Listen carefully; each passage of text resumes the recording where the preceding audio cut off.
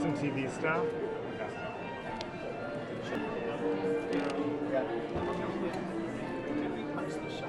I did.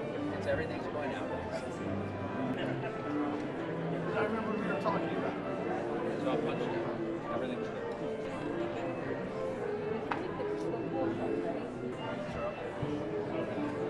Yeah, those rules are. I got to lock down wide right now, so we're set.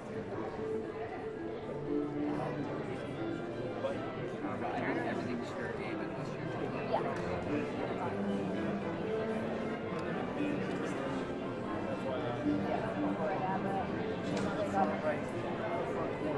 Yeah, I saw it.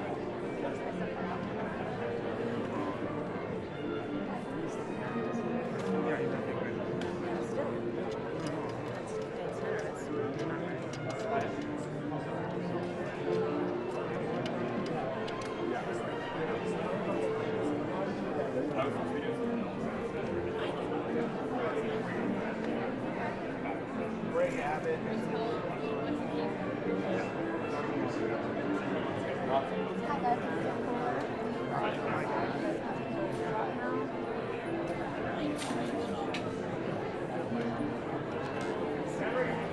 I'm printing a 2-minute warning. I will let you guys know. Should have kind of put it. Yes. Abbott, prawn, DeWine.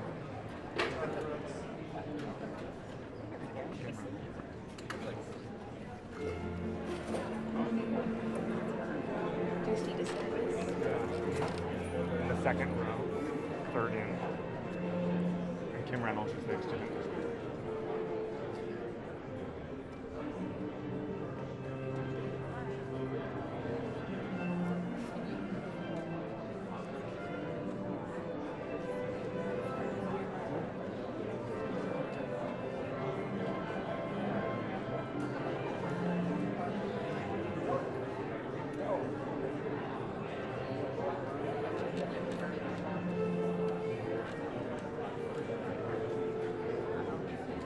Yes, we can. I'm coming back here. I'm scared. Okay. And so are you.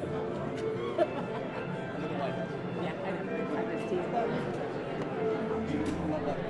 Ask him where he'll be when he signed. Where will he be when he signed? Like right here. Here? Right here. Okay.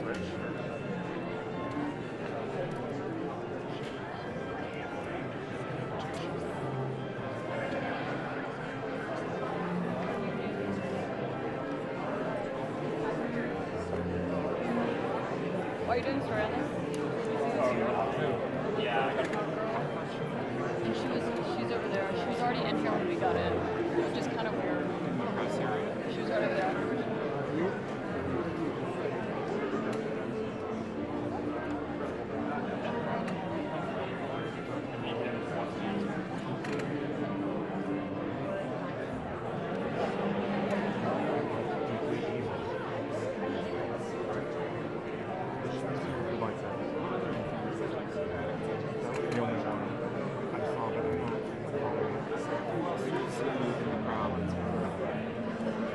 DeSantis, Abbott, they're all in the front row. So they're in the second row. Yeah. Iowa, governor.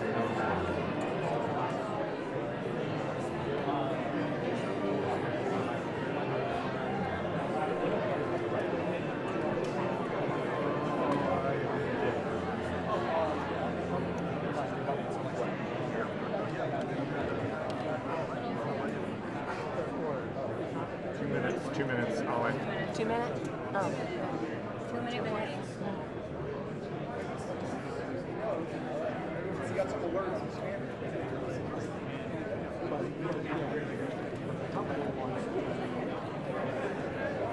Now I'm going to come up on here a little bit. Let's make sure that doesn't bother you, okay?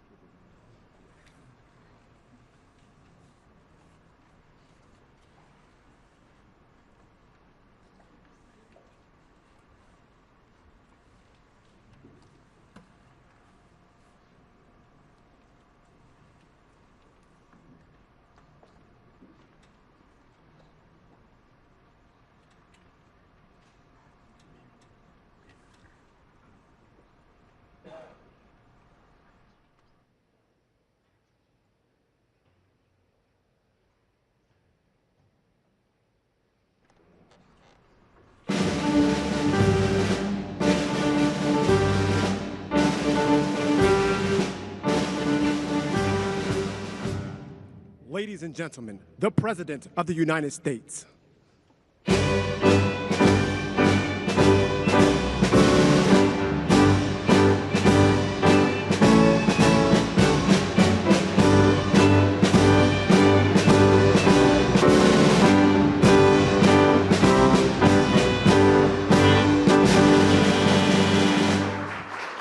Well, thank you very much.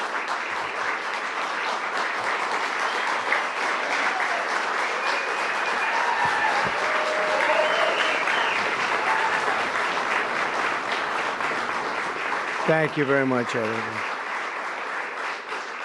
And I'd like to start by saying that our country is doing very well. Things are, as you can see, doing quite well. Please sit down.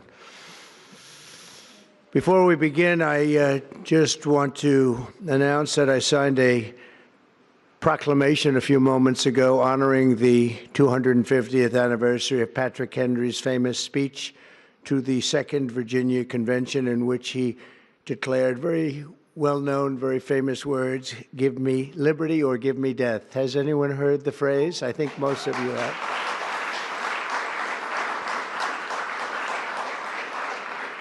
And moments ago, I also signed an executive order to dramatically increase production of critical minerals and rare earths. It's a big thing in this country, and as you know, we're also signing agreements in various locations to unlock rare earths and minerals and lots of other things all over the world, but in particular Ukraine. We're doing very well with regard to Ukraine and Russia. And one of the things we are doing is signing a deal very shortly with respect to rare earths with Ukraine, which they have tremendous value in rare earth, and we appreciate that. And we spoke yesterday with, as you know, President Putin and President Zelensky, and we would love to see that come to an end, and I think we're doing pretty well in that regard. So hopefully we could save thousands of people a week from dying. That's what it's all about. They're dying so unnecessarily, and I believe we'll get it done. We'll see what happens, but I believe we'll get it done. Today we take a very historic action that was 45 years in the making. In a few moments, I will sign an executive order to begin eliminating the Federal Department of Education once and for all.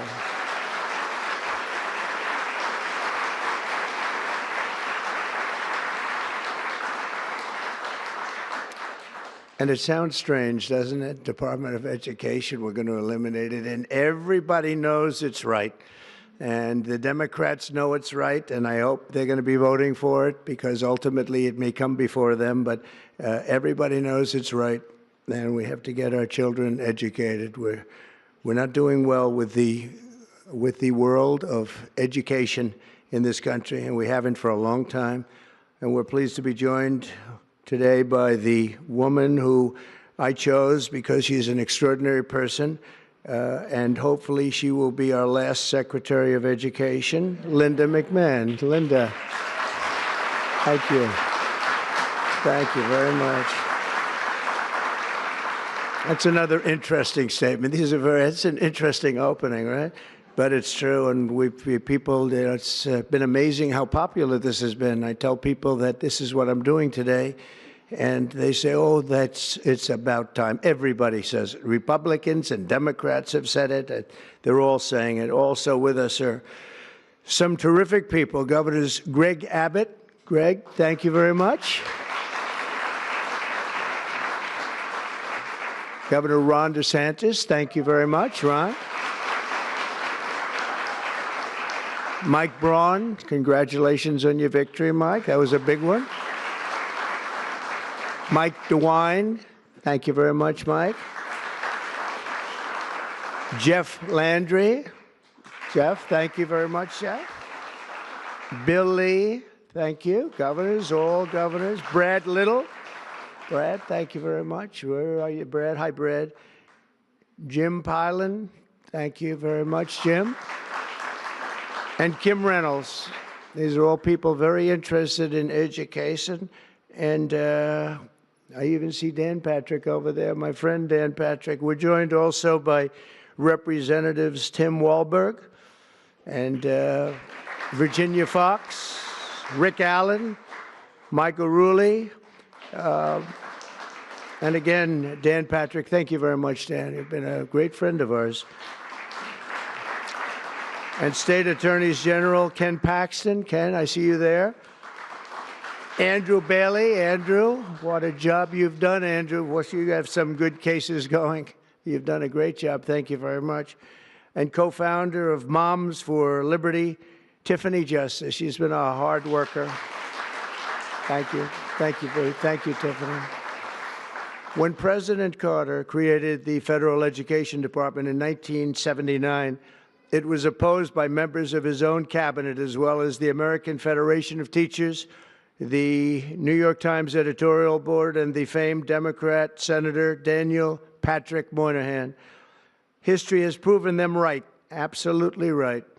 After 45 years, the United States spends more money on education by far than any other country, and spends likewise by far more money per pupil than any country, and it's not even close. But yet, we rank near the bottom of the list in terms of success. It's an amazing stat. Those are two stats you don't want. The most money spent per pupil, and you're at the bottom of the list. And that's where we are, like it or not, and we've been there for a long time. 70% of 8th graders are not proficient in either reading or in math, 70%. 40% of 4th graders lack even basic reading skills, can't read. Students in our public elementary and middle schools score worse in reading today than when the department opened, by a lot. In Baltimore, 40% of the high schools have 0 students who can do basic mathematics. Not even the very simplest of mathematics. I said, give me your definition of basic, and they're talking about like adding a few numbers together. Despite these breathtaking failures, the department's discretionary budget has exploded by 600% in a very short period of time, and employs bureaucrats in buildings all over Washington, D.C. And as a former real estate person, I will tell you, I ride through the streets of Washington, and it says Department of Education, Department of Education. I said, how do you fill those buildings? It's crazy what's happened over the years. I'm pleased to report that after offering these federal employees 2 generous buyout options, and they were very generous, and they're good people, but they were very generous. My administration has initiated a reduction in force, and we're already cutting numbers that were really surprising to a lot, that we were able to do it so successfully. And we've cut the number of bureaucrats in half. 50% have taken office, which is great.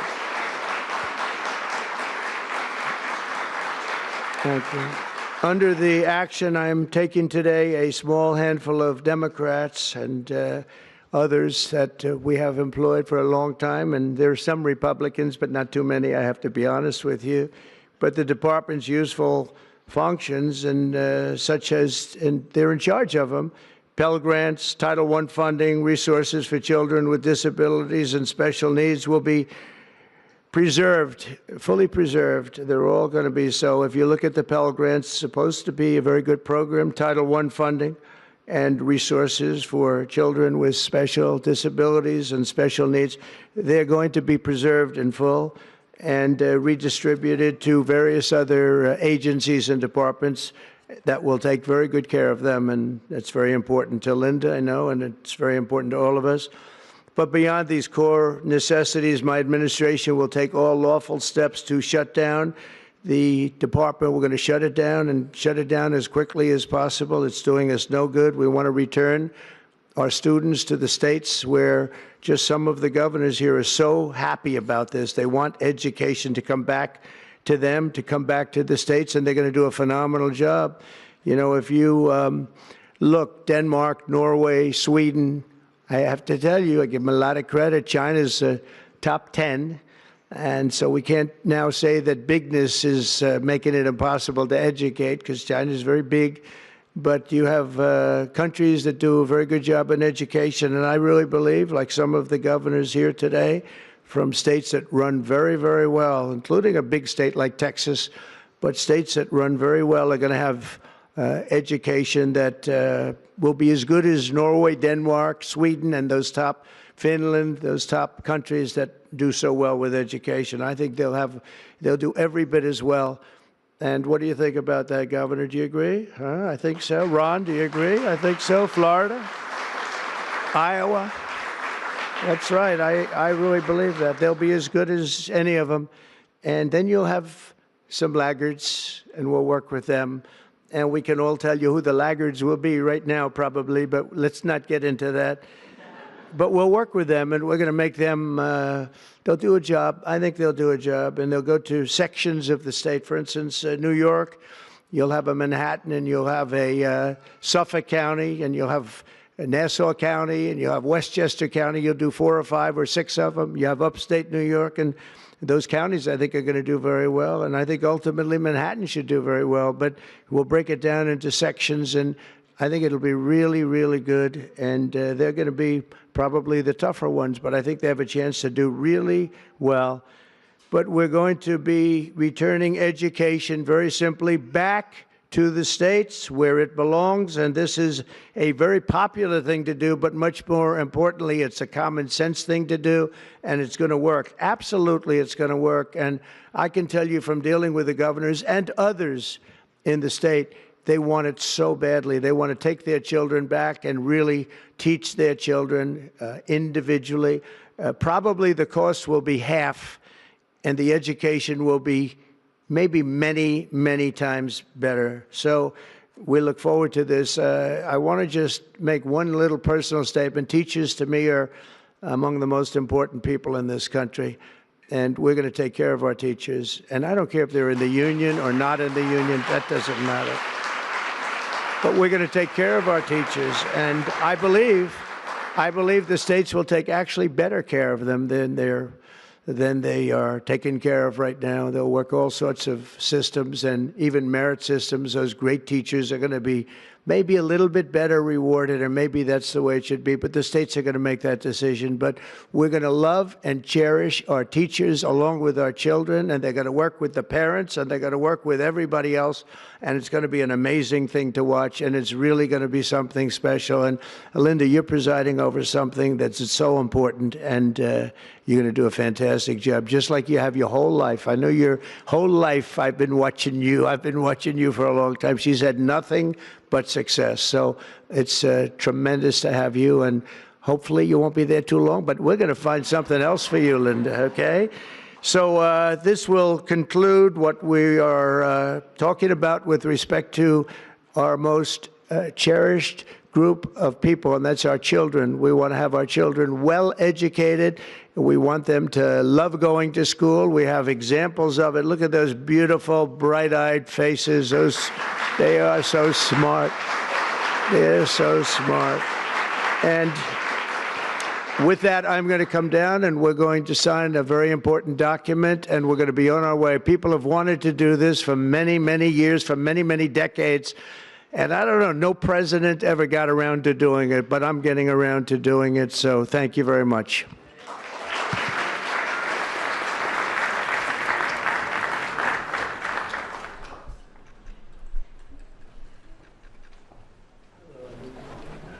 Good-looking people here.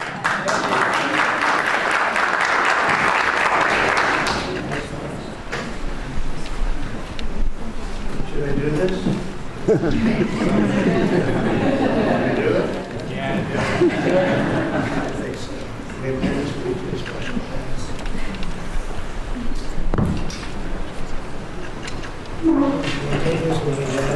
was very lucky. I signed another document that turned out to be very good for the country, and I said, let's use that same pen. I don't know, is anybody superstitious? Ron, are you superstitious?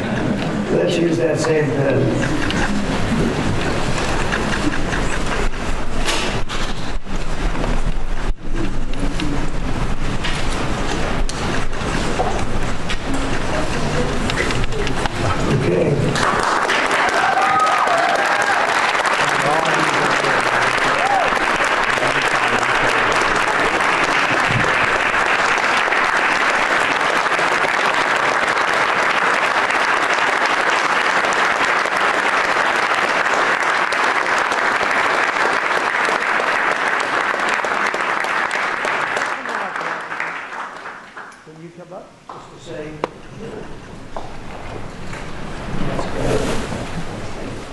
Very important, big factory here. Good luck.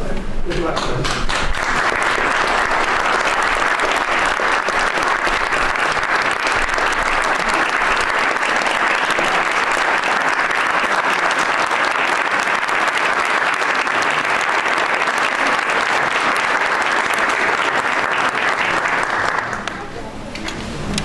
Thank you, everybody, very much. Thank you.